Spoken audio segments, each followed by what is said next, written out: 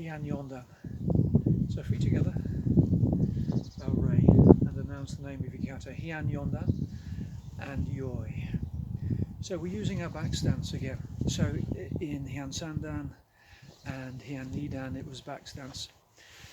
But we move in a different style. So instead of that sharp, dynamic, explosive movement, we're making a very graceful lowering into our stance, still using the same approach. We're not moving our weight that way. This is a back stance, so the weight stays here and we lower onto that rear foot. Very gracefully the arms sweep into their final position, which is here. Of course you are looking in the direction you're going to the left. And look, this is a very, very similar position to Heian Nidan. Heian Nidan. Hands here. And if I come to the front, that position, so we're not in line, we're not there, we're looking here. Keep your head also straight. Don't allow it to lean towards this hand at all. So independent, so work on your posture there.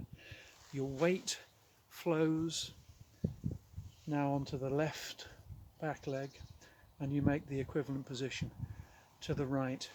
Now of course this is where things change. We do move sharply. Left leg, we must make a full and complete and committed front stance. Don't miss this move out and rush on to the subsequent move.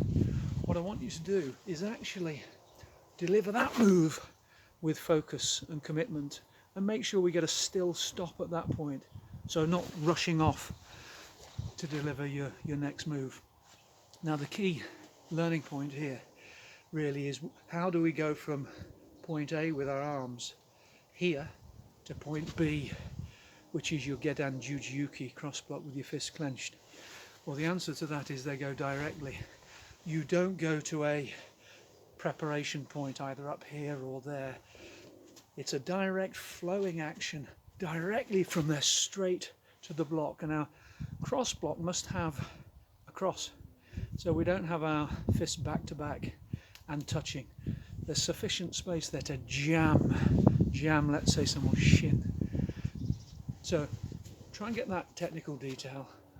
We've now got a Marote Uki, which is a technique that appeared in Heian Nidan for the first time in our kata.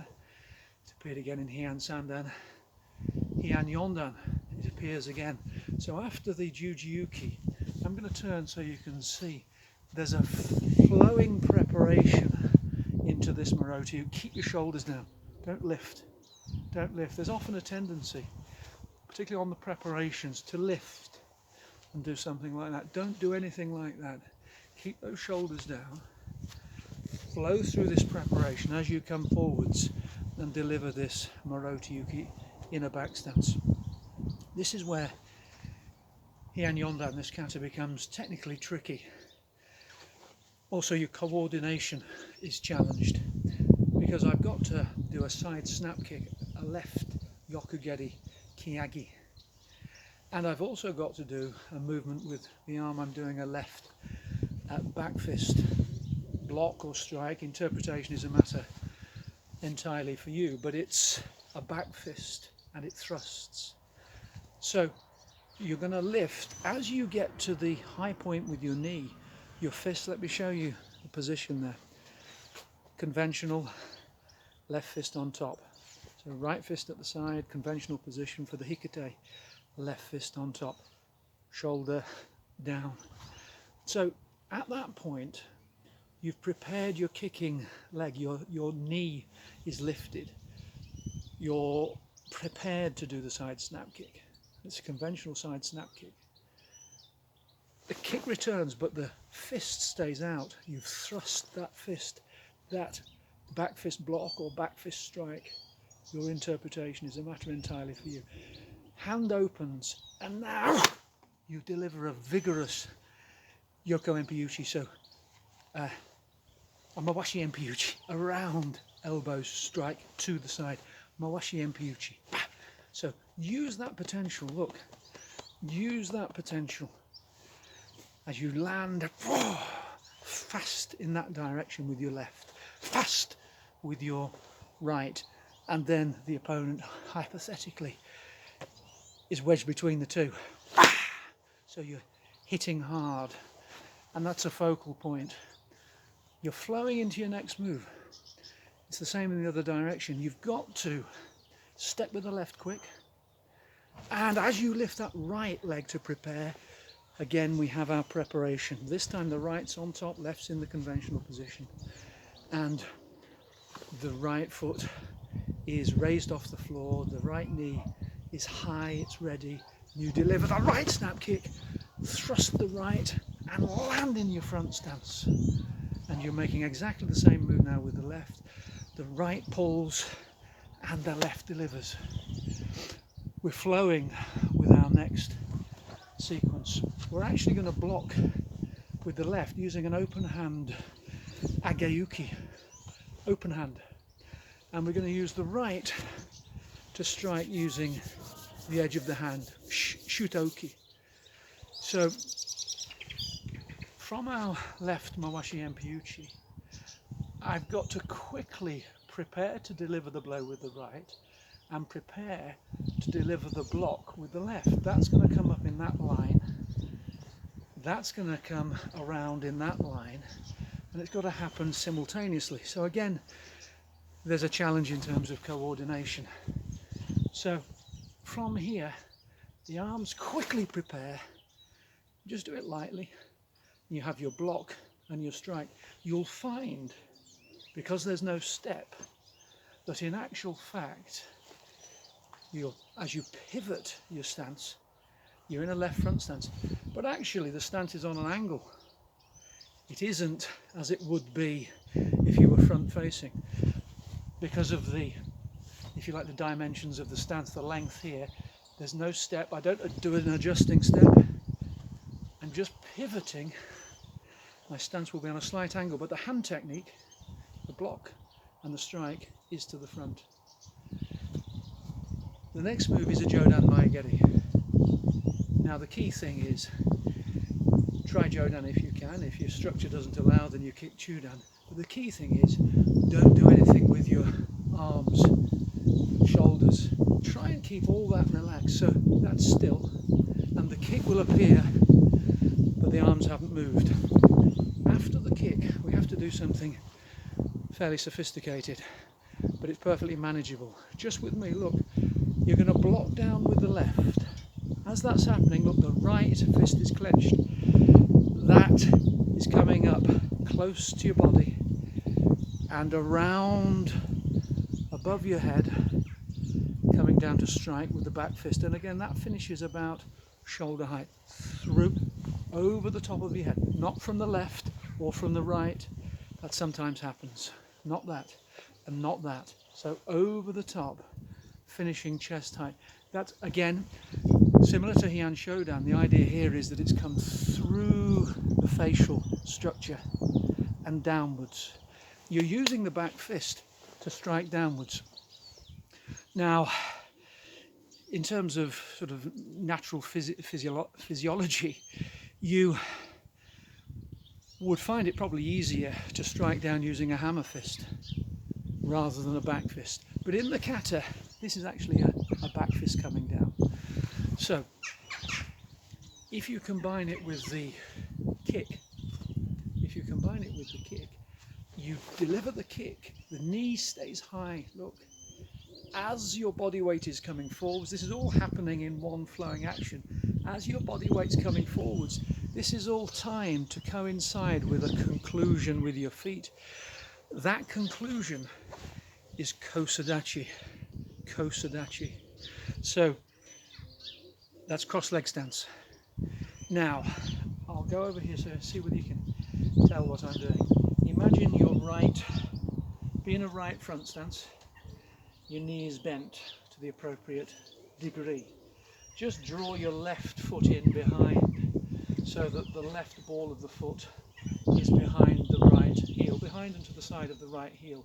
Your left shin is actually in contact with the back of your right calf and your knees are close together. So I'll do that move one more time. So I'm going to kick and flow into that position. That's a key eye point, so a focal point of the kata. There's a pivot and a turn into back stance, and we would be heading in that direction.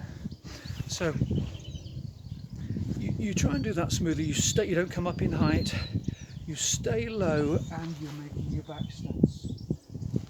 And you're doing a technique, has an unusual sounding name to our ears, kakiwakiuki. So it's a wedge block. But obviously, those who devised the kata originally, and those who have refined it since, from Gichin Funakoshi onwards, are envisaging you being in very close quarters. So you might be doing hand wrestling here, so wrestling for position. Strictly speaking, with the fists clenched, you might say, well, this is just breaking a grip. But you're certainly in close quarters, and it's suggesting that perhaps we're wrestling with our arms to get some kind of control, like you see wrestlers do. They want to get in, get by the arms to take a hold and maybe lift an opponent over. So that's what it's envisaging. But the performance of the kata must be done in a graceful, stylistic way. So these flow and they go in and out. They don't go up and down, not up and down, in and out, and flow. Look, palms in, palms in. And if I have my left leg forwards, as I would do in that particular move in the kata, the left fist is in front of the right, and they rotate, and we tighten everything up at that stage. So the very performance of the moves is creating an important training effect on me. It's strengthening me, which is important physically. So beyond the actual technique and beyond the modifications that can be made to the technique, I'm actually developing me. So viewed in that way, the individual's development becomes more important than the performance of the technique per se. The performance of the technique in this particular stylized fashion is achieving certain objectives. Okay, next move is a Jodan Maegeri. So remember, you're facing that way with your left stance. I'm going to do it to your camera so that you can see to the camera. I want a Jodan Maegeri. Don't move the arms on the kick. And as you land, punch directly from there. So I'll face you. From here, the first punch goes directly. You don't bring it back and go. You punch directly from there. You have normal hikate with that one, and then you deliver a reverse punch. So I'll do it facing this direction. So you want a Jodan Maegeri, a punch, punch, all done with full vigor. And kime, that's the decisiveness at the end of the technique, the feeling of digging the move in, digging it in. There's a repeat. So from here, you're doing exactly the same technique into that corner, into that corner. So it's a Jodan Maegeri, punch, punch, all done quick. That's done slowly with feeling, and then explode into the kick, punch, punch. Now we've got our Marote Ukis. We've got our Marote Ukis. So from the right reverse punch, you've got to adjust your stance. So I'll do it this way, so I'm facing you. You've got to adjust your stance. Now you're going to be going that way. So it's a left leg step, left, left. And you've got to do the Marote Uki again. So the timing becomes important, very important. The arms have got to go a little bit before the legs so you can get that coordinated finish. If you don't do that, your leg will be there on the preparation. And that's not what we want. So remember, you're facing this direction. So the technique is going this way. You've got to do 3 of them. So that's the first. Flow into the second. And you would be advancing. I'm going to do a backward step, flow into the third. And then we have a particularly effective technique, although I've said it's not really about the techniques, it's about you. So all these deadly karate moves are only as deadly as you are. So remember that it's fundamentally about training you. But this is a particularly effective maneuver, primarily because it's so simple. So from here, we're actually, the kata is envisaging you grabbing hold, taking hold. In the kata, our hands are this way, width of the head, hands based on the shuto shape, so that beautiful detail. But in application, it's pretty brutal. You're actually going to grab behind the neck.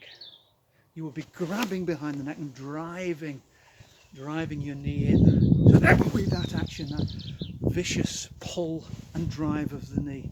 But in the kata, performance in this context, in the dojo, working on the discipline of the kata, the self-discipline of the details, this has to be done in a beautiful way.